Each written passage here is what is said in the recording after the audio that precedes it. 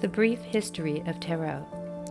Tarot cards are known to be first made in 15th century Europe for the purpose of playing cards. Contrary to what many have claimed, there is no proof that the tarot originated in any other time or place. It is believed that the name tarot originated from the Italian name of the card game tarocchi. However, it is said that tarot cards were not actively used for fortune telling until the late 18th century. It is said that the cards composed of a different number of symbols such as swords, wands, cups, and coins had already been introduced to Europe by the 14th century. By the mid-15th century, the trump deck featuring Greek gods and heroes were then added to the number cards. The current composition of tarot cards includes 56 minor cards and 22 major cards. The contents of the major cards are not very different from today's modern tarot cards. The minor cards, on the other hand, looked more like modern playing cards, which had a multiple number of the same symbols. One well-known exception is the Sola Busca deck. Not only contained 78 cards that correspond to current tarot decks, but also had a unique design for each minor card. However, most of the cards found afterwards were composed of simple symbols.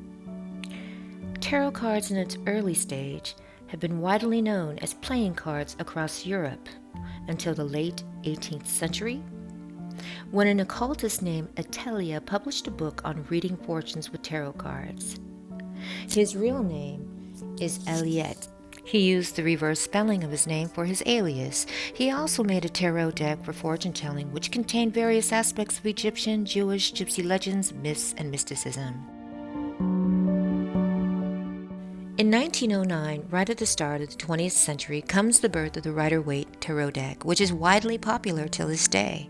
This tarot deck was made by Arthur Waite. The content of the cards mostly follow the traditional 78 card tarot decks, but this deck features unique images for each minor card. The major cards also contain various symbolism, which can be interpreted in various ways. One can now read from the images and connect freely to build a story that resides within one's self. One can connect to one's unconscious and to the universal truth.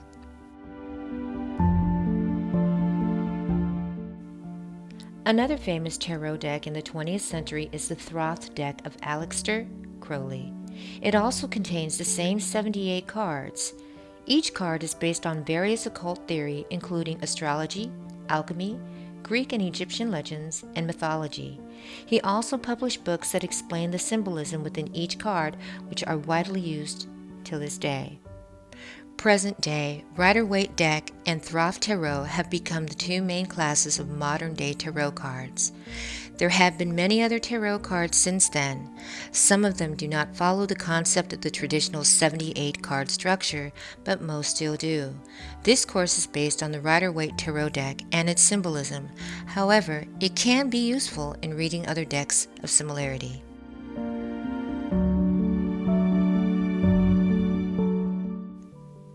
The major and minor arcana. As was mentioned prior, the traditional tarot deck is composed of 22 major cards and 56 minor cards. The minor cards have 4 different suits: wands, cups, swords, and pentacles. And it can be further classified as the number cards, which counts from 1 to 10. The court cards, which feature people of different classes such as pages, knights, queens, and kings. In interpreting the meaning of tarot cards, the major cards represent a large cycle of life, from the beginning to completion. Minor cards also represent a small cycle from 1 to 10 of each suit. In addition, the court cards stand for the deeper meaning of each symbol's characteristics, and or they may sometimes represent people with such personality.